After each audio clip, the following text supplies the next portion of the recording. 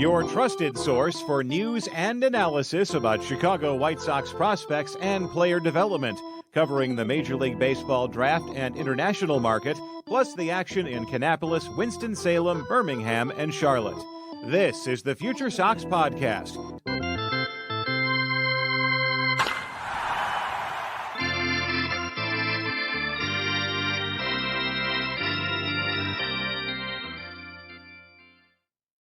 Well, hello, White Sox fans, and welcome to a pro side first for FutureSox, an actual MLB-tinged White Sox podcast.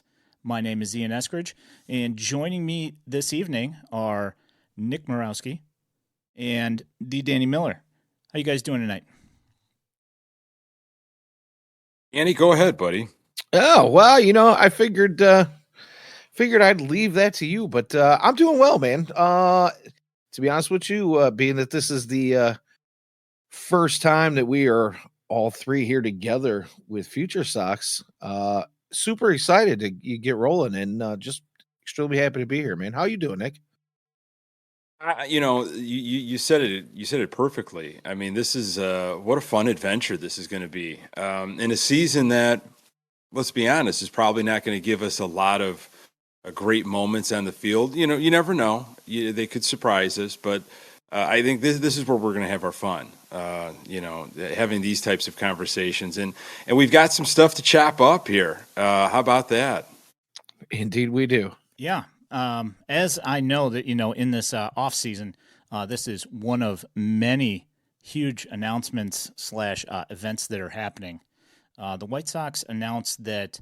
Well, actually, the White Sox didn't announce it. Somebody else announced it, that they were looking to figure out a place for a new stadium for the White Sox.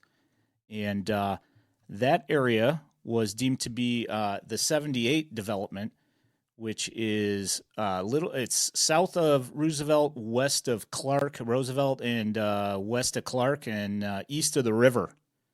And north of what is that? Ping Tom Park. Mm-hmm. Yeah, exactly. So, I guess I'll open it up here and say, Nick, how do you feel about the decision, if it indeed does happen, that they move to that location? I mean, as a lifelong diehard Sox fan, it's great that you're going to stay not only in Illinois, but also on the south side of Chicago. I never, ever believed that they were going to be going to Nashville or Portland or anywhere else. But I know that there's a lot of land in like areas of Tinley Park and in other sections of the burbs outside of the city proper that maybe something could have gotten done. And here's an area that, I think has been talked about for a long period of time, has been written about, and like what could be in terms of a stadium. Everybody loves the beautiful skylines, right? You're not a quality stadium, at least in the Major League Baseball world, if you don't have that backdrop, right? That's what everybody looks at. I'm speaking of like PNC Park, and there's so many others, right? That make sure that they have that going for them. As an attraction, and this 78 building it, and if they could figure that out, which I don't see why not, you'd have that great Chicago skyline. What could be, right? The South Loop over there, again, 2 miles north of the Bridgeport area, but world of difference. All the possibilities. There's public transportation stops, restaurants, hotels. It's livelier. It's a completely different atmosphere. Right now, I'm thinking this is a pipe dream. This is years and years down the road if it ever happens. Something interesting for us to kick around on a cold mid-January day when absolutely nothing has been happening. Meaty, for the Chicago White Sox as a team. This is a lot of sizzle, no steak. But again, when it's been gloomy, this is something I guess you can kind of warm up to and think, well, what could be down the road? And the fact that there's quote unquote serious talks, it gets everybody a little excited. Serious. It's a Serious. very good word that you point out there, because every article written by one of the news outlets, one of the many news outlets that are covering this, every blogger, it's a quote that came out in the original article, I believe it was Chicago Sun-Times, and and that word serious is taking hold everywhere. So yeah, to me, like you say, it might be pipe dream, but the fact that the word serious is being tossed around out there means that people are at least out there doing their homework on this thing, right? This isn't just like, hey, we're looking at this site and we'll get back to you type of thing. There's definite homework being done. So to me, it's interesting, at least in that sense. Yeah. I mean, I have so many questions. And as Nick, as you are, you've been around there for, driving through that area for work, and Danny, you got the friend who's got a boat down there on the docks. One of the questions I have, and I know that a lot of Sox fans that we know tailgate in the parking lots. With the size of a ballpark, is there enough space there where they're going to have enough parking to be able to hold people, or are we looking at a lot less driving and a lot more public transportation? Well, I think that would be what they're going to pitch, is almost forcing fans, perhaps because of the lack of parking, to utilize rideshare, public transportation, Union, LaSalle, Roosevelt, Red Line. Here are a bunch of different options. On the weekends, I could see it being extremely difficult. I mean, heck, 7 o'clock, for a 6:40, 7 o'clock game, even during the week, it's tough. You bring up the I mean, it's not necessarily obviously strictly a north side thing, but they bought that entire area around Wrigley and basically turned it into a pseudo kind of tailgating thing. But the thing that it does is generate money, because if the people show up there, they have to buy things. It's not like a tailgate where, people show up with their grills and are cooking their own food out in the parking lot and essentially taking Jerry's money from him. They are going to be forced to spend money somewhere. And it's, people complain about, sports-wise, they complain about the amount of money that it takes to bring a family of 4 to a baseball game, So I can only imagine that, not necessarily that it's always, like a family thing, because we've seen how those parking lots get, but Indeed. The ability to be able to do that as a family, that goes away, and the cost of attending said ball game goes up. So, as you were saying, Danny. Yeah. No, I'm sorry. And I just have a couple of thoughts on this, because, and I'm sure you'll have something for us to look at here in a little bit, but there's been a handful of artist renderings of the area with the stadium on it. In one article, or actually a couple of articles, I saw that, the stadium is intended to be as a baseball only venue. Somewhere else, though, I heard that there's talks of the possibility of the Chicago Fire playing there with their, contract expiring with Soldier Field. But really what I wanted to get at was, some of these buildings, they're talking about adding, living space in the area, condos, apartments, things of that nature, high rises. Nick brings up that even though you're kind of a little on the fringe of, the hustle and bustle of downtown, but there is still quite a bit of activity in that area. There's bars and restaurants and, universities nearby, and just a lot going on. If there's any kind of events going on in the city, traffic can be a little bit of an issue. But now add in all this living space on top of, not just the sports complex that you're going to be putting in there. And just kind of trying to figure out how that works out, because if you've been down Clark Street between, south of Roosevelt, let's say, it's not exactly as if Clark Street's like a super wide, throughway to drive down, right? And then, you add in all the traffic that daily is back and forth on Roosevelt, because it is one of the more well-traveled streets in that area. Add all this stuff in there, and I think it can be a logistical nightmare. We talk about Soldier Field being bad, and Lakeshore Drive is wider than either one of these streets is, right? So kind of trying to force that public transportation thing on folks is going to be something that you're going to have to convince a lot of folks of, especially like we talked about pre-show. Some of your older folks, like Nick was saying, you're trying to get your parents to navigate, say you're 60, 70-year-olds trying to get to navigate, a public transportation to go out to a ball game might not be the best way to do this sort of thing. Yeah, and I think, Danny, this brings up a maybe slightly different, avenue, but it might attract a different fan base. If this type of stadium, if this type of stadium comes in, and you'd have to look at like PNC and Oracle Park and some of these other stadiums, and what that did to the neighborhood, what that did to the fan base. Did folks, longtime fans, say, you know what, I am not getting into that hot mess. I am not driving into that thing. I might go once with some family, and we'll try to navigate public transportation, or we'll go for the weekend and stay at a hotel and catch a game.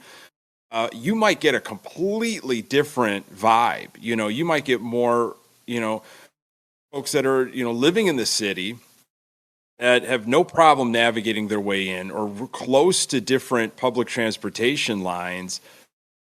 That's the thing, how this fan base looks could be completely different. I think the infrastructure, the how to get in, how to get out, they'll have to tackle that, or they might just say, hey, fans, figure it out. Like here's what the city wants. Here's what we want. Here is what, is good for everybody in terms of making money, and people will show up. They will, but I'm looking at like PNC's attendances, and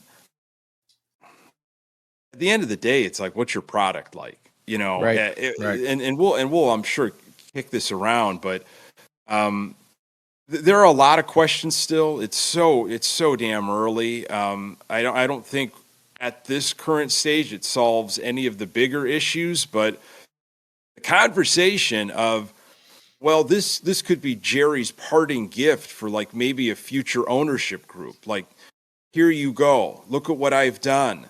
I didn't do any of the things I should have done as an owner.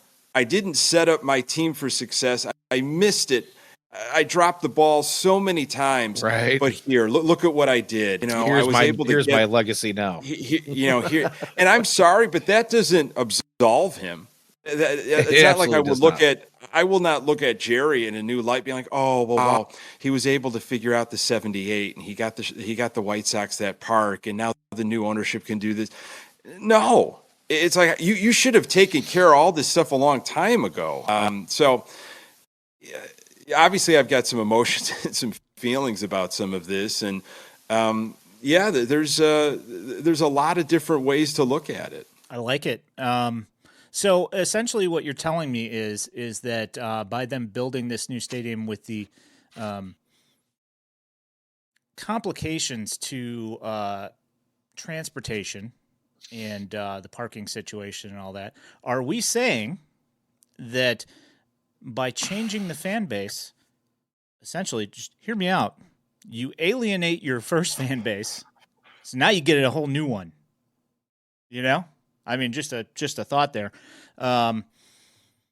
Sorry, just had to point out I'm at heater number 1 now with Nick Little pointing bit. out Jerry's legacy and how it was That not triggered it. going down the That way it triggered should. it. All right. Good to know. So essentially what you're telling me is when they do the 2024 White Sox Ring of Honor at Reinsdorf Stadium down there on the river, are you telling me that you are going to, well, I mean, his widow won't be there, so we won't have that issue. But are you going to boo the dead man? I would boo him as like what he stood for, if that may. And I think I can compartmentalize it. I absolutely can. Like, I'm not like wishing for Jerry Reinsdorf to die so we as a fan base can get a new ownership group in that might, spend the right way, that might look at it differently, or might align their ways of doing things with what the fans want to see. I'm just looking for a new ownership. But I also feel like that the way that is going to happen is through him passing. Like, he has gone on record a couple months ago, like, I got nothing else in my life. I don't do anything else worth noting. This is what I do. I don't know if that's a good enough reason, but who am I? You're the one, your dime, your dance floor, Jerry. So go ahead, stick with the team. There isn't a direct, like, just because we get a new stadium doesn't mean all of a sudden, especially if Jerry's still around, we're going to have a different product. Sure, by the time this thing actually gets completed, he very well could be gone and a new ownership takes over. There's no guarantee that they will operate the way we want, it to be operated. They might just look at, hey, we got people coming in because this is a hot place to be.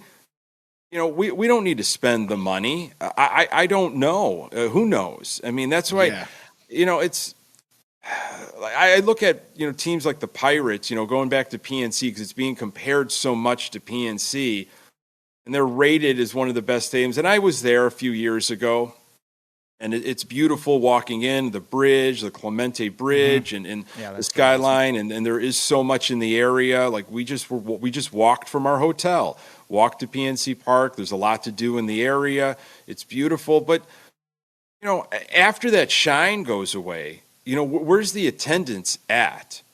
Correct me if I'm wrong, but I don't think the Pirates have done anything worth noting, really. The Orioles haven't really done much with Oriole Park at Camden. Beautiful stadium, Well, that's Giants when you go probably outside there. You generally want to get out of there as quickly as you can. do. Oh, yeah, absolutely. I would say that this is probably a little bit more comparable to Busch in St. Louis than PNC, because PNC is like when you walk across that bridge, you get to the park. But to get to your other stuff, you got to walk across the park, as opposed to Busch, where they built that entire thing. I mean, they specifically built it all around around the stadium. Kind of, just like a little oasis in that in the middle of downtown St. Louis, where you can walk from hotels, but to get to the area, you still have to, make a. Yeah, I've actually heard the comp to Atlanta as well. Yes, there's an entire complex built around the new stadium down there. Yeah, but again, with that one, they went away from the city and built it out in the middle of. I mean, literally, like, I used to drive through that highway to get to Atlanta when I was out on the road, and you drive by it now, and it's just an exit on the freeway. I mean, it's out in the middle of nowhere. Yeah, it's custom built around the park, and they built all that stuff around the park, but it's out in the middle of nowhere. I mean, not nowhere, but it's pretty far away. So, as you were saying, I mean, I get the big picture. I do. Like, this could really be something magnificent for a new ownership group to inherit if done take right. over. Absolutely, of course, if done right. And there's a lot of ifs. I mean, there's so many, like, there's so many ifs and asterisks, and that's why, hey, this is fun to talk about right now. But guys, you know this. Other Sox fans know this. This is just a big distraction piece in my mind. I mean, ultimately, It like very well could be.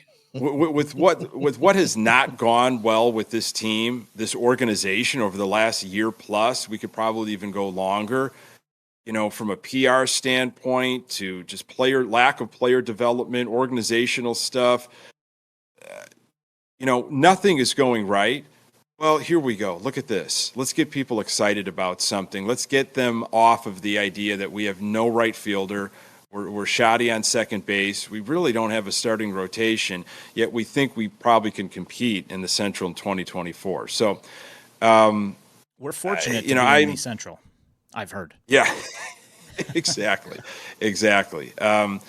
But this is what we have, right? Like we're given these little like gifts as fans. Like, here you go, have this, chew on this for a little while, dream about this, and that's all I'm going to do for you. So, I think there are going to be some people, I believe, in Bridgeport that will have no problem with the White Sox leaving. I'll say that's fine. Mm-hmm. Go, but there are also there's going to be a lot of, even though it's only 2 miles, north, there's going to be a lot of people just, how dare you? We have had roots here since 1900, 1901. And, it's going to hit that community. It really will. Yeah. I'm sure the folks let's say just east of the railroad tracks where the current stadium is, between 35th and 39th, that little neighborhood there, are probably, most of those folks are probably going to be a little less perturbed by the move. Some of those folks I'm sure would probably be upset about it. If you've ever been down those streets on game day, there's some of those folks that have their garage doors open. They've got all their Sox memorabilia out there. Yeah. The whole family's hanging out in the garage with the big screen TV. They got the bar built out there. But then there's the other folks, and I know this just personally because of working for a third-party vendor that had a contract with the team years ago. There's a large contingent of that neighborhood that is just fed up with the crowds and a lot of the things that you hear about that team on the north side where you don't really hear those complaints on the south side, but they're there. People they're there on their lawn and parking in places they shouldn't park, whether they've got a pass or not. I moved out of Bridgeport. I moved out of Bridgeport about 5 months ago. I was there for close to 3 years. I lived on 36th Street. To get to my seats, from my door into my seats, going through all the nonsense, 10 minutes. It was a 10-minute walk from my front door into my seats. And I know so many people have those other stories. It's just a simple walk, and they've been doing that for decades. And they get together and they have parties and they tailgate at their homes, and then they walk over to the games. But I'll tell you, on Saturday nights and Friday nights, and there's a lot of traffic down Halstead, especially on Wallace.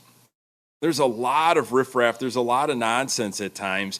And I used to talk to different, folks in the neighborhood, and some of them were just absolutely fed up. I'm kind of done with it. They're like, I kind of liked COVID when there were no fans in the ballparks. It was nice. It was quiet. We didn't have all the craziness going on. I mean, it's a neighborhood ballpark. People don't want to really think of it that way, but it is a neighborhood ballpark. And that'll change moving up north. There is definitely an identity. I know people that moved specifically to Bridgeport just to be close to that stadium because they are diehards, and they're like, that's my dream. I just wanted to walk to the ballpark. I wanted to be in that iconic neighborhood. So it's all. And now you'll have your chance at a multi-million-dollar condo on the same property as the stadium. Well, I mean, I got one thing to say to the people that live in the neighborhood that are tired of dealing with the crowds. The White Sox have been playing there longer than you've been living there. I don't care who you are. This is correct. Right. So Either A, you inherited the house and moved into it, or you bought the house there. So either way, you knew that it was there, and you chose either to move there or to stay there, and that is 100% on you. Now that is a valid point, and I should have talked to some more folks that were there for like generations. And what was the difference from old Comiskey, to the new ballpark? And did it change anything? Did it alter the street patterns, the path of folks migrating from kind of west, where like Wings and Rings are, making their way east to the ballpark? How did things change? Did they see a difference? But I totally get your point. I mean, that's valid. But, I mean, again, I mean, it was literally just across the street. So, right. It's not like anything could have changed that massively, other than the fact that maybe if they've been there for generations, now more people have cars. But I will also say that, part of the problem there, when you complain about the crowds, is that people have changed, and maybe there's less consideration. And it's not necessarily that they're fed up with living next to the ballpark. It's that they're fed up with people, because people, let's not, you're right there. You're absolutely right there with that thought. Times have changed. Absolutely. I'm people. Yeah.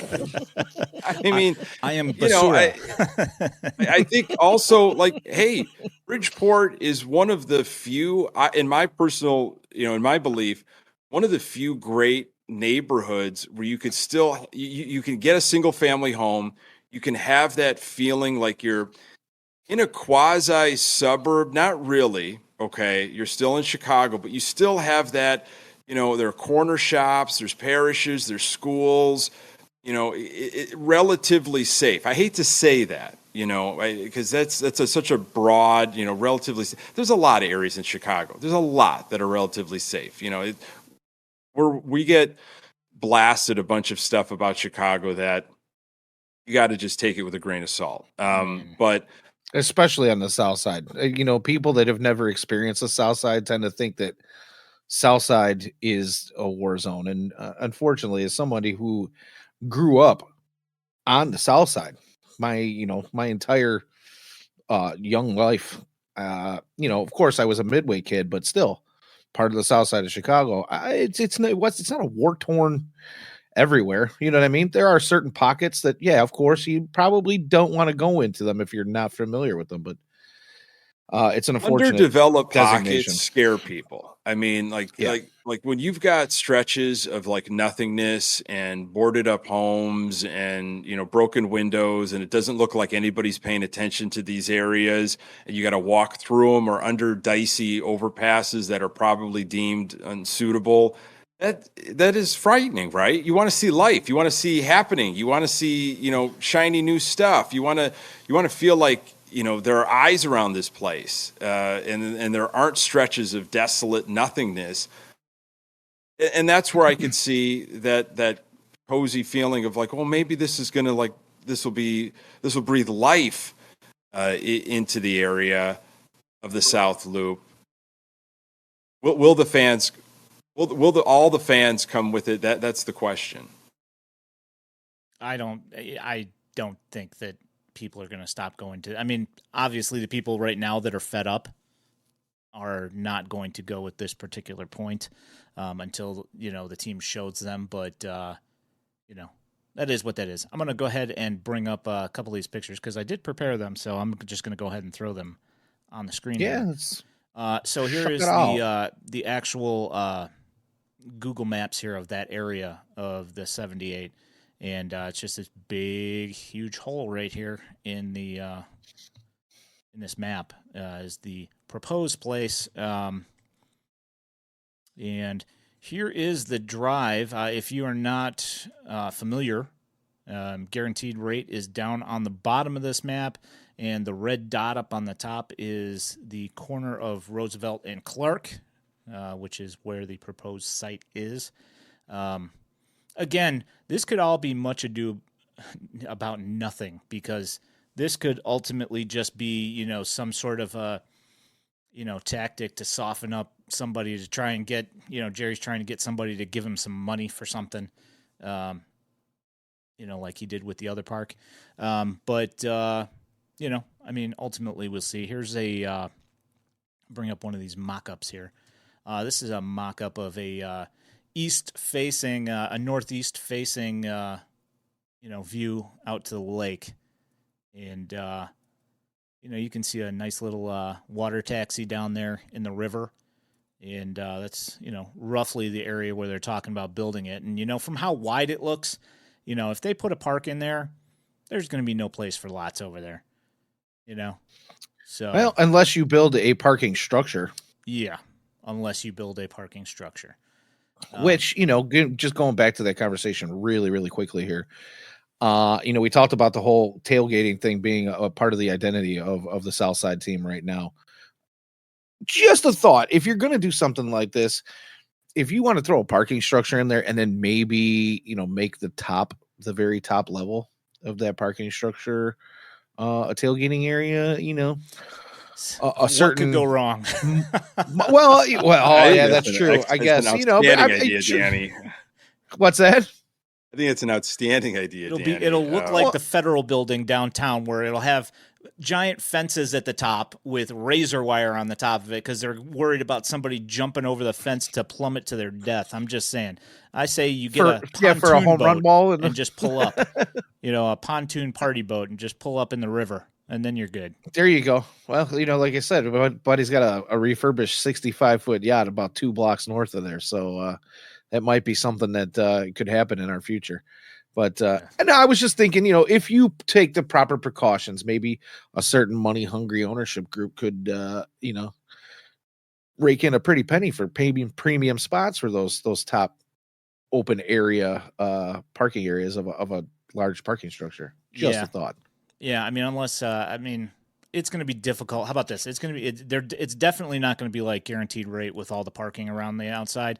Correct. Even if they built a parking structure, to amass the kind of parking that you are going to need to fill a park like that you need to have available for a park like that, that's going to have to be like a 20-story, 10-acre that's garage structure. And I just don't. It'll be fun leaving. Oh, could you imagine? Ugh. People complain about the lots now, but if you get stuck on floor 20 of the parking garage, you're not leaving for 3.5 hours. Yeah, right. Hey, maybe I hadn't thought this through all that much, but it was just throwing some stuff out there. Totally fine. There are like satellite lots that I know are just open on Sundays for Bears tailgating. They're just odd little pockets in the South Loop area that are, you can park, during the day. They have opportunities to park, but on Sunday it's like, this is Bears parking. And that could pop up. You just going to have to get creative to replicate some of that. There's other opportunities. Yeah, the thing about other that, land areas. There actually are some areas just across the river that they might be able to use. I know, with the picture we're looking at right now shows the rail yards, but just north of there across the river, there's some industrial area that at least doesn't seem to be used. I don't know if it is or not, but you don't really see a lot of action over there sometimes. But, going back to what you're saying about, Sundays in the Bears, this is Bears parking only. We're talking, Bears, that's 8 home games, maybe 9 home games a season, depending on the year. We're talking about 81 home games for the White Sox. Yeah. I don't know if that would typically work out, the same way it would for your Bears game day. It's possible Jerry just knocks down the rate and puts another parking lot there and then just gets a bunch of buses to just shuttle everybody over to the new park. He's going to get his parking money. You could essentially cover the rail yard across the river as well, too. Yeah. Well, and we've seen that done. Over near Grant Park, there are big swaths of that rail yard that run behind Grant Park there, just to the west of Grant Park, that are all covered and built upon. So just another thought. Yep. Here is another mock-up facing south down the river. So many happy people. You got some crew boats out there on the river. You got your water taxi. You got some kayakers. Looks everybody looks so happy. Yeah, it must have been after a win. Yes. So that's well, the current stadium deal is up in 2029. They've got 5 or 6 years or so to figure out the product on the field for this. Retool. Yeah, this is it's fun to talk about the dream. And a lot of people have been dreaming about this, right? Ever since the new ballpark went up, you missed it. You missed the opportunity, to have the skyline. And, I've been hearing about it, and I know you guys have been hearing about it. What the stadium is right now, I think it's a fine stadium. I really do. There's plenty of opportunities to walk. There, the open concourse, the kids area. There's a lot of now the regulations. That's a whole different story. Not allowing 500 level to come down to 100. Not being able to get people into the stadium. Yeah. The running when of there's it. like 5,000 fans in attendance when they suck. 100%. But the actual structure, in comparison to a lot of stadiums that I've seen, it's not a bad stadium at all. What they have done with it since it opened in 1991 and all the different renovations.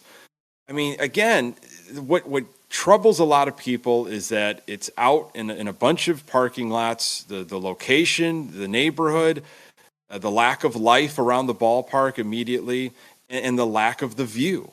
That's what a lot of fans that come from different stadiums or wherever, that's what they have the big problem with.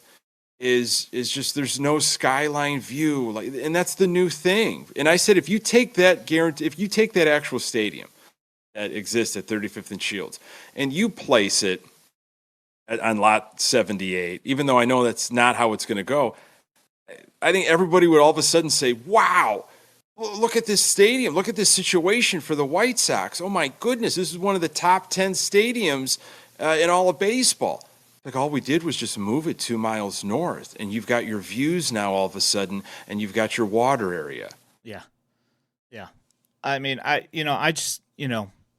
we hadn't done a major league podcast yet for Future Sox, so I wanted to get on here tonight since this was a prime opportunity to just kind of throw out some food for thought and hear some different feelings on the park, and I think we did that. I'm sure that some other interesting points will come up here in the next couple of weeks, and we'll get on here again, whether I'm with you guys or not. But we'll get this major league side of things happening here, and it's a lot of fun. Thanks, guys. Thank you so much, Ian. Yeah, this was great. Yeah, it was really good to get in there, especially getting the opportunity to work with my new my new partner on the upcoming show that we'll be doing together. It was fantastic to sit down and talk with you tonight. Yeah. So this will be available on it'll be available on YouTube, audio only, and we are posting this video as well. FutureSox Podcast. Go ahead and subscribe and go ahead and give us a rating on there as well. Hopefully a good one. FutureSox.net. You can find all the written content, including a story that just came out today from Nick Murawski right here. Yeah, and you can follow us on the X at FutureSox at FutureSox. I am Ian Eskridge at Daily White Sox. Nick Murawski at Nick GGTB, and Danny Miller down on the end over there, whose nameplate I screwed up because that's his old, and he changed it since he moved over to Future Sox. Now it's Danny Miller FS instead of WSD. So thank you guys so much for taking the time to listen, and we thank you guys for your time. We appreciate it. You guys have a great night, and we will talk to you guys later. Thanks.